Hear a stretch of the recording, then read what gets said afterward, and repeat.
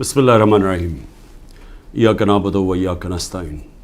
میرے پاکستانیوں، سب سے پہلے تو یوب کے اندر جو ہمارے فوجی شہید ہوئے اور جو زخمی ہوئے، میں ساری قوم کی طرف سے ان کے خاندانوں کو، ان کے بہن بھائی، رشتہ دار، بیوی، بچے، ماں باپ، ہم سب ساری قوم کی طرف سے آپ کے لیے دعا کرتے ہیں کہ اللہ آپ کو صبر دے اور آپ کو طاقت دے یہ مشکل وقت کا سامنا کرنے کے لیے۔ اور میں یہ بھی مجھے جب میں سنتا ہوں کہ کرم میں بھی کچھ انتشار ہے اور ہمارے پختونخوا میں خاص طور پہ پولیس کے اندر کافی اس سال کافی شہادتیں ہوئی ہیں، تو میں صرف آج ایک بات کہنا چاہتا ہوں کہ میں نے جنرل باجوہ کو جب افغانستان کے اندر پتہ تھا کہ امریکی وہاں سے نکلنے لگے ہیں، تو میں تب سے ان کو کہہ رہا تھا کہ مجھے خوف ہے پاکستان کی سیکیورٹی کا ایشو، کہ اگر وہاں سول وار ہوگی افغانستان میں تو اس کا سارا فال آؤٹ پاکستان میں آئے گا۔ میں اپنی کیبنٹ کو بتاتا رہا، ساری میری کیبنٹ گواہ ہے کہ میں ان سب کو کہتا تھا کہ جو 21 اور 22 کی سردیاں وہ ہمارے لیے بہت اہم، کرٹیکل ہیں، مشکل ہیں، سب کو میں بتاتا تھا۔ اور میں نے جب جنرل فیض کی بات کی اور جنرل باجوہ کو میں نے سمجھایا کہ صرف جنرل فیض کو سردیوں تک اس لیے رکھنا چاہتا ہوں کہ وہ 5 سال سے وہ سیکیورٹی چیف ہیں، انٹیلیجنس کے چیف تھے پاکستان میں، ان کے رابطے تھے افغانستان کے طالبان سے بھی، دوسری حکومت سے بھی، اور ان کا ہونا اس وقت بڑا ضروری تھا جب یہ چینج اوور ہو رہا ہو۔ تو میں نے کبھی بھی یہ نہیں سوچا تھا کہ آرمی چیف جنرل فیض کو میں نے بنانا ہے، کیونکہ مجھے تو پتہ ہی نہیں تھا باقی کون تھے جو رننگ میں تھے۔ لیکن یہ جنرل باجوہ نے اپنی ان کو لوگوں کو بتایا ہوا تھا کہ عمران خان نے فیصلہ کیا ہوا ہے، ان کو میرے خلاف کیا۔ اور جو اصل ایشو تھا کہ جب یہ چینج اوور ہو رہا تھا افغانستان میں، تو یہ بڑا امپورٹنٹ تھا کہ اس وقت جو ایکسپیرینسڈ سیکیورٹی چیف تھا وہ ڈیل کرتا، کیونکہ اگر ہم نے، اور میں میری کیبنٹ گواہ اس کی، میں بار بار کہتا گیا کہ اگر ہم نے یہ صحیح طرح ٹرانزیشن ہم نے نہ کی تو پاکستان کو مسئلے مسائل آئیں گے۔ اور شروع میں کچھ نہیں ہوا، لیکن کیونکہ نہ ٹائم دیا گورنمنٹ نے، جو انہوں نے فیڈرل گورنمنٹ لے کے آئے، نہ ان کو کوئی انٹرسٹ تھا، یہ تو اپنے چوریاں معاف کرنے میں لگ گئے آتے ساتھ ہی، نہ ان کو سمجھ تھی۔ اس کے علاوہ جو مسئلہ آیا، جیسے ہم نے گورنمنٹس اپنی پختونخوا کی اور یہ پنجاب کی جب ختم کی، اور یہ جو کیئر ٹیکر سیٹ اپ آیا، کیئر ٹیکر سیٹ اپ کو ان کو کوئی انٹرسٹ ہی نہیں ہے اس چیز کے اندر، نہ ان کی کوئی اہلیت ہے۔ پختونخوا کے کیئر ٹیکر سیٹ اپ کی بات کر رہا ہوں، وہاں ANP اور JUI وہاں حکومت کر رہی ہیں کیئر ٹیکر کے نام پہ، اور وہاں ذرا کرپشن کی ذرا ریٹس دیکھیں کہ جو کرپشن کس لیول کی ہو رہی ہے، لیکن کسی کو اس کی پرواہ نہیں ہے، صرف ایجنڈا ایک ہے کہ کس طرح تحریک انصاف کو ختم کرنا ہے۔ ہر روز تحریک انصاف کے لوگوں کے گھروں پہ جاتے ہیں، ان کو وہاں پختونخوا میں گاڑیاں اٹھا لیتے ہیں۔ پختونخوا کے اندر جدھر خاص طور پہ کنزرویٹو ہیں لوگ، ادھر گھروں میں بھی گھسنا شروع ہو گئے ہیں، اور صرف کوشش ادھر بھی اور سارے پاکستان میں ہے کہ اس وقت تحریک انصاف کو کیسے ختم کرنا ہے۔ سارا انٹیلیجنس ایجنسیز کی کانسنٹریشن بجائے یہ کہ وہ دیکھیں کہ ملک کو سیکیورٹی دیں، جو کہ یہ پھیلتی جا رہی ہے، یہ جو دہشت گردی ہے، بجائے اس کے اوپر کانسنٹریٹ کریں، وہ ساری کانسنٹریشن ہے کہ اس پارٹی کو کیسے ختم کرنا ہے۔ الیکشن آ رہے ہیں، الیکشن سے پہلے پارٹی کو کیسے ختم کرنا ہے۔ میں آج اس لیے بھی آپ سے بات کرنا چاہتا تھا کہ مجھے عجیب سی خبریں آ رہی ہیں، جو لوگ جن کو اس وقت رکھا ہوا ہے جیلوں کے اندر،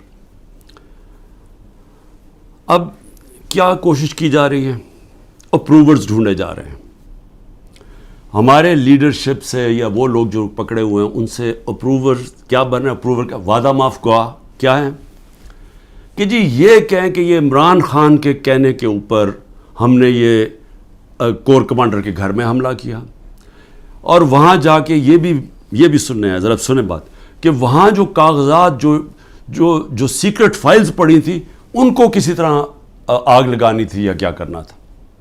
یہ عمران خان کہہ رہا ہے کہ فوجی انسٹالیشنز کے اوپر اٹیک کرو، اور ادھر پھر کوئی سیکرٹ فائلز، یہ بھی کہیں 164 کے بیان لکھوانے کی کوشش ہو رہی ہے ان لوگوں سے، میجسٹریٹ کے سامنے جا کے کہے کہ جی عمران خان نے مجھے بھیجا تھا وہاں، اور آگ بھی لگانے کو، اور پھر وہ کوئی فائلیں بھی جلانے کو۔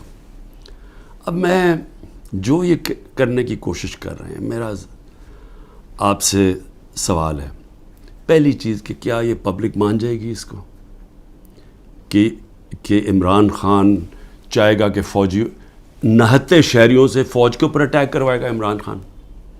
یا تو چلیں یہ کہنا بغاوت کا مطلب ہوتا ہے کہ بندوقوں سے اٹیک ہوتا ہے، سول وار میں دونوں طرف بندوقیں ہوتی ہیں، آپ سول وار کی بات کر رہے ہیں نا، بغاوت کیا؟ اپنی فوج کے خلاف اگر عمران خان کرے گا تو وہ کوئی عورتیں جن کو پکڑا ہوا ہے، کیا وہ عورتیں جائیں گی وہاں، اور وہاں نوجوان جائیں گے جن کے پاس کوئی ہتھیار نہیں ہوں گے، وہ جا کے اٹیک کریں گے فوج کو؟ کوئی یہ عقل ہے؟ یہ کیا یہ لوگ مان لیں گے یہ؟ اور پھر بیان یہ دے رہے ہیں کہ کوئی کاغذات وہاں، کوئی میں نے ملک کی سیکرٹس کے اوپر کوئی کچھ کرنا تھا، یعنی میں نے کوئی ان کی سیکرٹ فائلز کوئی جلانی تھی یا کیا کرنی تھی۔ عمران خان کا جینا مرنا پاکستان میں، اس کی کوئی باہر نہ پراپرٹیز ہے، نہ پیسہ ہے، نہ بینک اکاؤنٹس ہیں۔ کیا وہ جس ملک کے اندر جینا مرنا چاہے گا، وہ چاہے گا کہ اس ملک کی فوج تباہ ہو جائے؟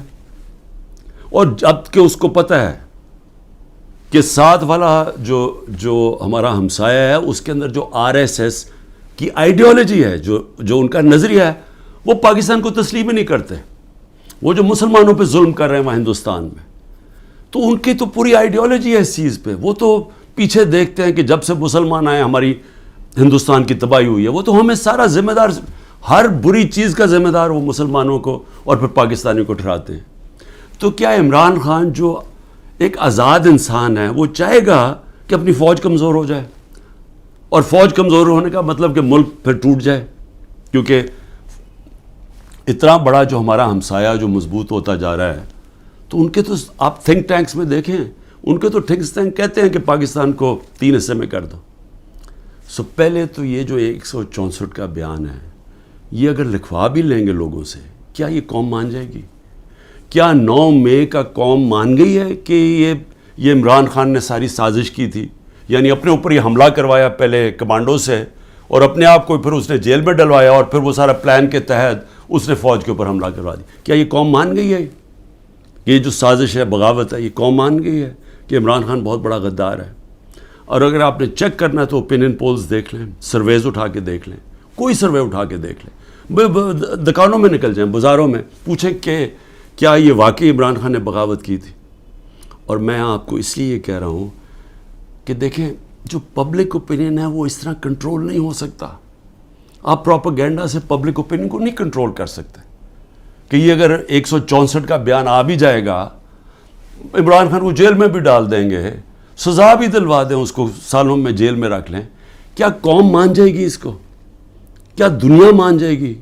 کیا جو بیرون ملک پاکستانی ہمارا سب سے بڑا اثاثہ بیٹھا ہوا ہے، 1 کروڑ پاکستانی باہر بیٹھا ہوا ہے، جن کی دولت سارے 25 کروڑ پاکستانیوں سے زیادہ ہے، اور وہی پھر سے میں کہتا ہوں، جب انشاءاللہ اس ملک کو ہم اٹھائیں گے ایک دن، تو وہ ان کی انویسٹمنٹ آئے گی جو بچائے گی شروع میں پاکستان کو، اور پھر دنیا سے انویسٹمنٹ آئے گی۔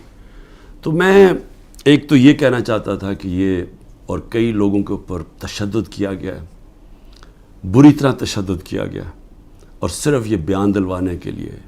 اس کے علاوہ جو ہمارے سینئر لوگوں کو رکھا ہوا ہے جیلوں کے اندر ابھی تک، ان سے صرف وہ کہ جی بس بیٹھ کے کہہ دے کہ میں تحریک انصاف چھوڑ رہا ہوں۔ پھر ایک اور سازش چل رہی ہے، وہ کیا ہے؟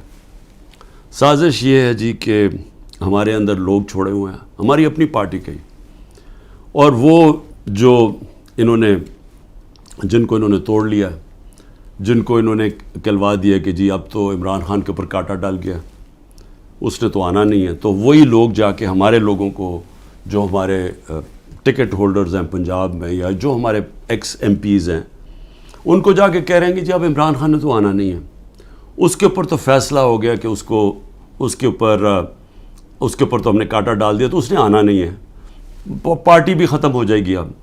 تو اس لیے بہتر یہ ہے کہ آپ ایک اور کسی یا یہ جو پی ڈی ایم کی پارٹیز میں چلے جائیں یا جو بھی ہم نے نئی کوئی پارٹی بنائی اس کے ساتھ چلے جائیں.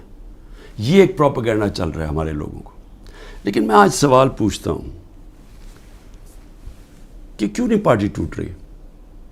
کیوں نہیں وہ لوگ جن کے گھروں پہ حملے ہو رہے ہیں، ان کے بیوی بچوں کے اوپر حملے، ان کو بھی نہیں بخش رہے، ان کے بہنیں، ان کے رشتہ دار، ان کے بزنسز، ان کو نہیں بخشا جا رہا؟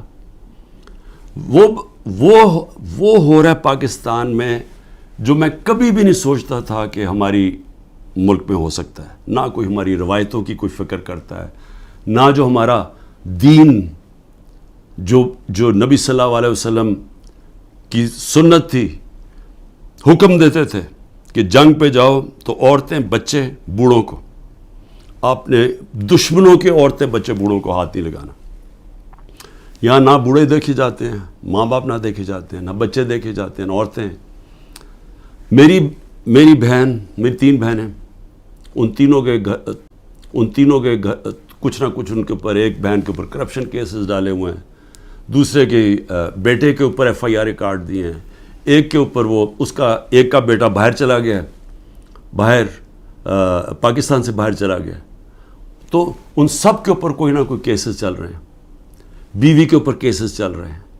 یہ کب تھا مجھے بتائیں کہ ہماری پولیٹکس میں یہ کب ہم اتنے نیچے گرے تھے؟ ہاں تھے، یہ نواز شریف کی خاص طور پہ، یہ شریف خاندان کا تھا کہ گھر کی عورتوں کے اوپر ہمیشہ اٹیک کرتے تھے. بے نظیر کی اور اس کی والدہ کی تصویریں انہوں نے لاہور کے اوپر نیچے پھینکی، گندی تصویریں. انہوں نے وہ جو ویڈیو ٹیپس، مریم ماہر ہے ٹیپس کے اوپر، وہ ٹیپس بنا لیتے ہیں، بلیک میل کرتے ہیں. یہ تو تھا ان کی روایت پرانی. لیکن یہ ہماری اس قوم کے اندر، ہمارے کبھی بھی ویلیو سسٹم میں اس طرح ہم کبھی بھی نہیں گرے تھے. اس کے علاوہ لوگوں کو اغوا کیا ہوا ہے. اور میں یہ ذرا بتا دوں کہ ہمارا اظہر ماشوانی، ہمارے سوشل میڈیا کا، اس کا بھائی کو 2 مہینے سے اٹھایا ہوا ہے. ہمارا جو علی اوان ہے، ہمارے اسلام آباد سے جو ایم این ہے، ان کے بھائی کو، وہ ایک پروفیشنل ہے، اس کا تعلق ہی کوئی پارٹی سے نہیں ہے، اس کو اغوا کر کے لے گئے. شہزاد اکبر جو انگلینڈ گیا ہوا ہے، اس کے بھائی جو کہ نارمل نہیں ہے، اب نارمل ہے اس کا بھائی، اس کو اٹھا کے لے گئے، وہ غائب کیا ہوا ہے. یہ سب غائب کیے ہوئے ہیں. جب عدالت میں جاتے کہتی تھی پیش کرو، پولیس کہتی جو ہمیں پتہ ہی نہیں کدھر گئے. اعظم خان جو میرے پرنسپل سیکرٹری تھے، ان کو اٹھا کے غائب کر دیا ہے. اور کوشش کیا ہو رہی ہے اس کو اپروور بنانے کے، جی عمران خان کے خلاف کوئی سٹیٹمنٹ دیں کہیں نہ. تو شہزاد اکبر جو انگلینڈ میں بیٹھا، اس کو میسیجز آ رہی ہیں ہم سب کچھ چھوڑ دیں گے اگر تم عمران خان کے خلاف اپروور بن جاؤ کہ اس کے خلاف کوئی سٹیٹمنٹ دے دو. اور عمران ریاض، اب اس کا کیا تعلق تھا 9 مئی کے ساتھ؟ وہ غائب کیا ہوا ہے، اس کو بھی عدالت کہہ رہی ہے اس کو بلاؤ، وہ بھی نہیں آ رہا. یعنی کب پاکستان میں ایسے ہوا تھا؟ کون سے ایک ملک جو کہتا ہے، ابھی بھی ہم کہتے ہیں ہم جمہوریت ہیں، کس ملک کے اندر اس طرح کی نہ عدالتوں کی سنی جاتی ہے، نہ لوگوں کے فنڈامنٹل رائٹس کی کسی کو کوئی پرواہ ہے؟ جو مرضی طاقتور جو فیصلہ کرتا ہے، وہ سمجھتا ہے وہ کرنا چاہے وہ کر سکتا ہے. تو میرا سوال یہ ہے کہ جو بھی طاقت میں بیٹھے ہوئے ہیں، جو یہ سب کچھ کروا رہے ہیں، میں آپ سے ایک سوال پوچھتا ہوں کہ کبھی آپ نے سوچا ہے کہ اتنا زیادہ کسی کے ایک پارٹی کے اوپر آپ زور لگائیں اور ظلم کریں اور وہ پھر پارٹی نہ ٹوٹے؟ پنجاب کے اندر کتنے ٹکٹ ہولڈرز توڑ لیے ابھی تک؟ 297 ہیں ٹکٹ ہولڈرز، ان میں سے 40-50 توڑے ہیں، باقی کیوں نہیں ٹوٹ رہا ہے؟ سب گھروں میں سے نکلے ہوئے ہیں، انہوں نے اپنی فیملیز کو گھروں سے نکال دیا ہے، سب چھپے ہوئے ہیں، بزنسز ان کی بند ہے، وہ ٹوٹ کیوں نہیں رہے؟ سوال پوچھا اپنے آپ سے کہ اتنا ہی زور لگایا، ابھی پختونخوا کے اندر پوری کوشش ہو رہی ہے، کیوں نہیں ٹوٹ رہے؟ وہ اس لیے نہیں ٹوٹ رہے. اور میں بڑے ادب سے اپنے پاور بروکرز کو کہنا چاہتا ہوں کہ بڑا غور سے میری بات سنیں. میں 27 سال سے پولیٹکس میں ہوں، 0 سے پارٹی شروع کی، کوئی میری پولیٹیکل بیک گراؤنڈ نہیں تھی، میرے کوئی والد یا میرے وہ نانا دادا کوئی پالیٹکس میں نہیں تھے. میں نے زیرو سے شروع کیا اور آہستہ آہستہ پبلک کو اپنے ساتھ جوڑا, جو بڑی دیر لگی, اور آہستہ آہستہ آہستہ آہستہ پارٹی بنائی. کسی نے اس طرح کی پارٹی نہیں بنائی. ذوالفقار علی بھٹو پہلے 8 سال ایک ملٹری ڈکٹیٹر کے منسٹر رہے تھے, اور پھر رائٹ لیفٹ کی سیاست تھی, ساری پالیٹکس ختم کر دی تھی. ایوب خان نے ایبڈو لگا دیا تھا, سارے پولیٹیکل پارٹیز میں بین کر دیا تھا. اس کے اندر ذوالفقار علی بھٹو نے پھر پیپلز پارٹی بنائی, اور ان کو بھی 4 سال لگے اور وہ پھر پاور میں آ گئے. اور اس کے علاوہ باقی کسی کا باپ پارٹی تھا, کسی کا دادا تھا, کسی کا نانا تھا. ایک نواز شریف نے وہ کس طرح پارٹی بنائی. جنرل ضیاء نے فیصلہ کیا, جنرل جیلانی نے ریکویسٹ کی کہ جی یہ بڑا اچھا بچہ ہے, اس کو لے آئیں. والد صاحب نے کہا کہ جی اور کسی کام کا نہیں تو چلو اس کو پالیٹکس میں ڈال دو. وہ پالیٹکس میں آ گیا. اس کو مینوفیکچر کیا گیا. GHQ کے اندر نواز شریف مینوفیکچر ہوا. ایک ٹیسٹ ٹیوب بیبی پیدا کی گئی پالیٹکس میں. وہ اس طرح پالیٹکس میں آیا تھا. تو تجربہ, میں صرف یہ کہہ رہا ہوں کہ جس آدمی نے زیرو سے پارٹی شروع کر کے 2 پارٹی سسٹم بریک کر کے آج اللہ کا کرم ہے سب سے بڑی پارٹی ہے پاکستان میں, تو کم از کم میرے ویوز ہی سن لیں, کیونکہ یہ جو بھی آپ حربے استعمال کر رہے ہیں یہ آپ کامیاب نہیں ہونے لگے. یہ آپ ملک کی تباہی کریں گے لیکن آپ کامیاب نہیں ہوں گے. کیونکہ دیکھیں, جب ایک آئیڈیا, اور یہ پالیٹکس یہ 90 کی دہائی کی پالیٹکس نہیں ہے. 90 کی دہائی میں پالیٹکس کیا تھا؟ الیکٹیبلز تھے, اسٹیبلشمنٹ انہوں نے ایک طرف ایک پارٹی کا ساتھ دیتی تھی, الیکٹیبلز تھوڑے ادھر چلے جاتے تو وہ پارٹی جیت جاتی تھی. یہ تھی 90 کی دہائی کی پالیٹکس. اور پھر یہی آگے جب جنرل مشرف نے کیا کیا, پہلے 2/3 اکثریت والی نون لیگ, ان کو کوئی تشدد نہیں کیا گیا. ان کو کسی صوبے دار کا بھی ٹیلی فون آتا تھا نا تو وہ سیدھا کاف لیگ پہ چلے جاتے تھے. کوئی مشکل نہیں تھی, کوئی بزنسز نہیں بند ہوئی, کوئی جیلوں میں نہیں ڈالا, ساری کی ساری نون لیگ کاف لیگ پہ چلی گئی.